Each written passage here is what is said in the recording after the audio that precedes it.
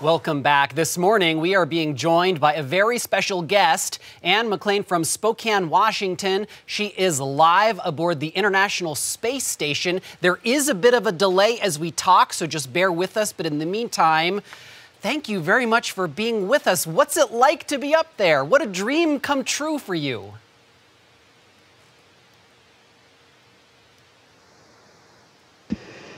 Well, you said it best. It is absolutely a dream come true. You know, every day is the intersection of the magical and the technical. Our jobs require a lot of focus, a lot of heads down, detailed work, but there's always moments throughout every day that you step back and you realize, you know, we're working off the planet in microgravity in one of the most unforgiving environments known to mankind. It's really incredible. You literally grew up and told people, I am going to be an astronaut someday, and you went to G-Prep, and then you continued on in your military career, and now you're in space. That's an incredible and powerful message.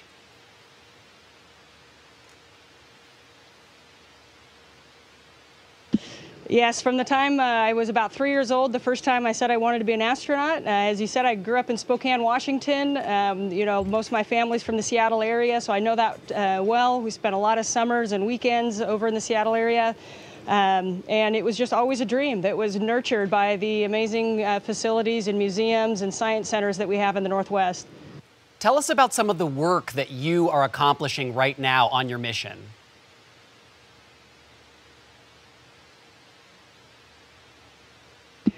Well, you know, this is a really busy time on this expedition. We just had 2 new crewmates show up a couple days ago, and we are hitting the ground not just running but sprinting as this Friday and a week from Friday. We have a couple of spacewalks, and then we have a 3rd spacewalk about a week after that.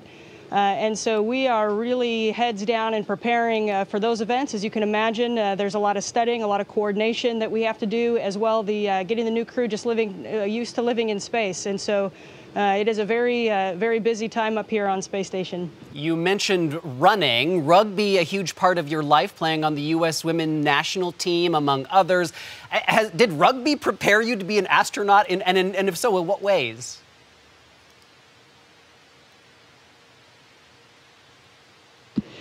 Yeah, I tell you, kindergarten and rugby, you know, some essential life skills for being an astronaut.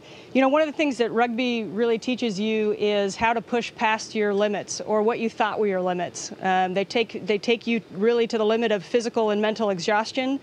And in a rugby match, the people that can overcome physical and mental exhaustion in the last 20 minutes and perform are the ones who are successful. For us, I mentioned we're doing spacewalks coming up. Our training on the ground is very intense for these spacewalks. They also take you to the point of physical and mental exhaustion.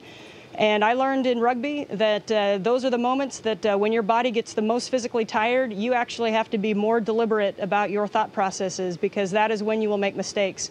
And it's that combining the mental clarity with the physical exhaustion that it really came in handy as I trained for these spacewalks, and I think on Friday will come in handy again.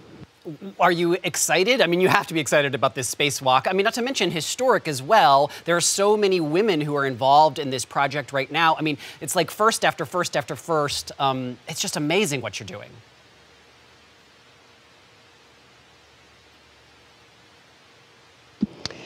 Yeah, you know, I definitely am aware of that, but as I mentioned, you know, we are so heads down in the details right now. I think our focus is really on the technicalities of this spacewalk. There's a lot of responsibilities placed on our shoulders, and our primary focus right now is just to keep our heads down. And I think, you know, when all is said and done and we can call it a successful day, then we can step back and kind of look at the bigger picture.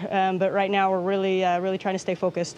I want to ask you a personal question. I have a 5-year-old daughter who is obsessed with space at this moment. I read her space books. She identifies planets. We put together solar system puzzles. You have, I believe, a 5-year-old. What's it like being away from your 5-year-old? And what example are you hoping to set for your 5-year-old and my 5-year-old?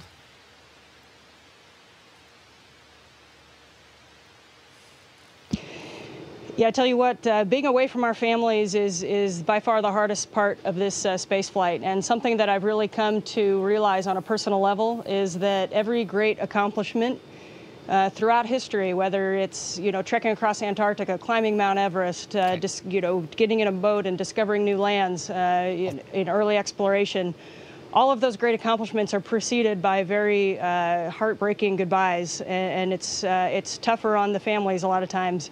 However, what I hope to teach all young kids is that all of these accomplishments are worthwhile and the sacrifices are worthwhile.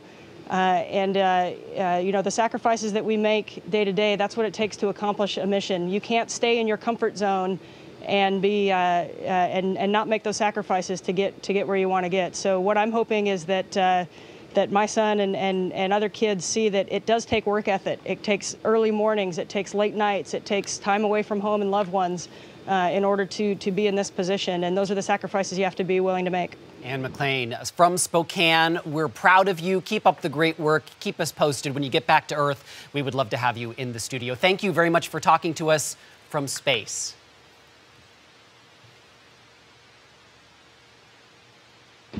Thank you very much, and hello to everybody in the Great Northwest. Hello. Awesome.